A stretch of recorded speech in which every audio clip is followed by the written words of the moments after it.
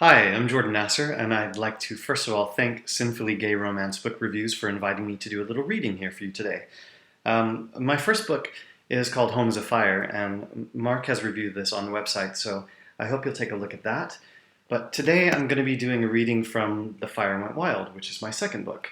And I would like to start with Chapter 2, actually. Chapter 1 is a little bit of a refresher of what happened in the first book, but I wanted to give you a taste of what happens here in The Fire Went Wild.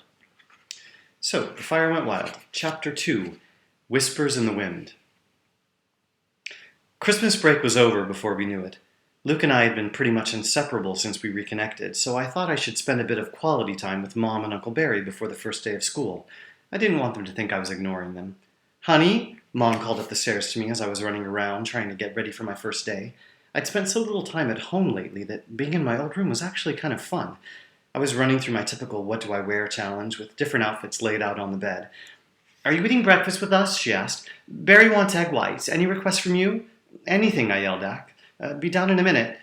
I went for the standard Southern conservative uniform, chinos and a button-down, but instead of loafers, I reached for my beat-up checkerboard Vans, always the rebel. Mom was in the kitchen in her familiar pink bathrobe, making egg white omelets. I gave her a kiss on the cheek, grabbed the 2 finished plates, added a few slices of cantaloupe to each, and walked into the dining room with them. Barry was already sitting at the table in his dressing gown, reading the Parkville Post and drinking his coffee. "Good morning, Uncle Barry," I said as I set the breakfast plate before him. He put his paper down and pushed his reading glasses further up his nose. "Hello, Dolly. How'd you sleep?" he asked, then leaned in and followed up in a whispered voice. "You haven't been home in forever, so I assume things are going well with your beau?" He winked at me and I just nodded. "All good," I answered, smiling. "What's up with the egg whites? You're a grits and bacon kind of guy." "Sequins, darling. They magnify everything. I'm about to pop out of my favorite frock if I don't get this ass under control. I can't take the seams out any further. It's egg whites, cottage cheese, and low carbs for the foreseeable future."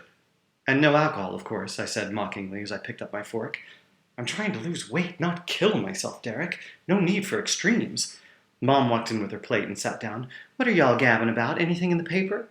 "Oh, just Mayor Tazwell at it again," said Barry, changing the subject.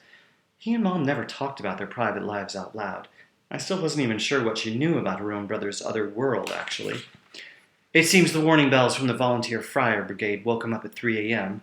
It was a false alarm, so he's trying to pass some ridiculous sound ordinance. That dog won't hunt. Pass that coffee, will you, Audrey?"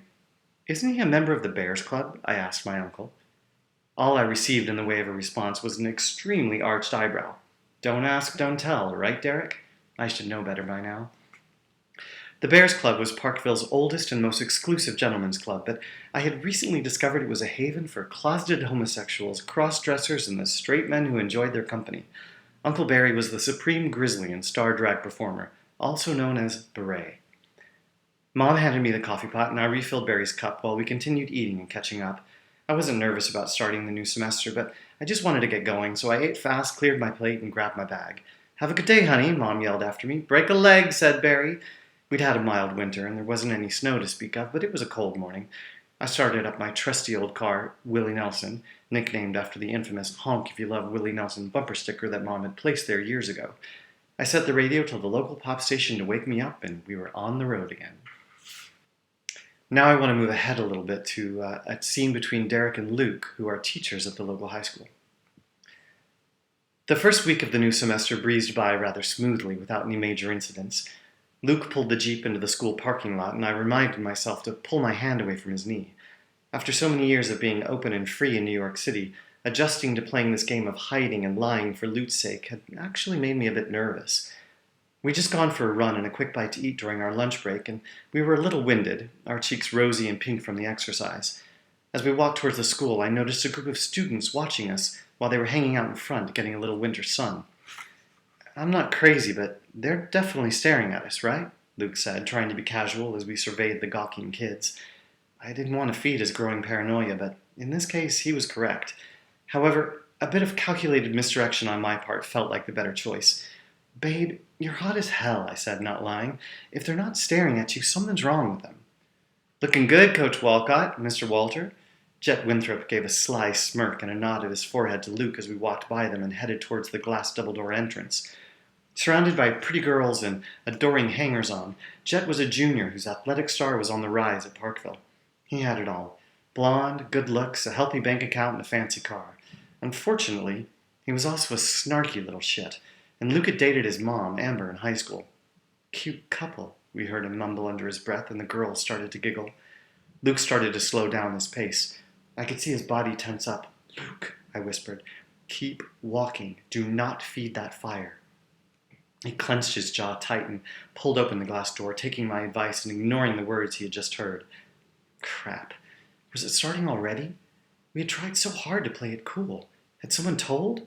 Or did Jet just make a lucky guess? Find out what happens.